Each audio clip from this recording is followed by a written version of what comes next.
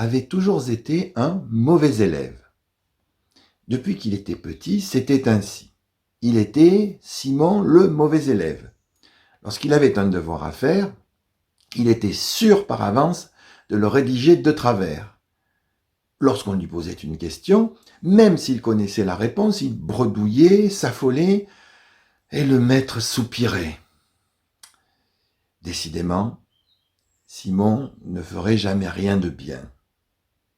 Mais un jour, son maître fut malade et remplacé par un jeune stagiaire. En entrant dans la classe, sans trop savoir pourquoi, il posa une main amicale sur la tête de Simon. Celui-ci eut alors à cœur de lui faire plaisir et s'appliqua du mieux qu'il put sur ses lignes d'écriture.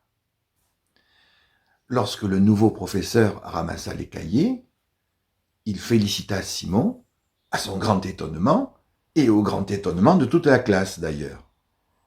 Et durant tous les jours qui suivirent, Simon n'eut pas la moindre note médiocre. À son retour, le maître fut d'abord surpris par les cahiers de Simon, puis il oublia enfin de le regarder comme un mauvais élève. C'est à ce moment-là que Simon commença à faire de vrais progrès. Vous avez aimé cette histoire? Elle vous a interpellé?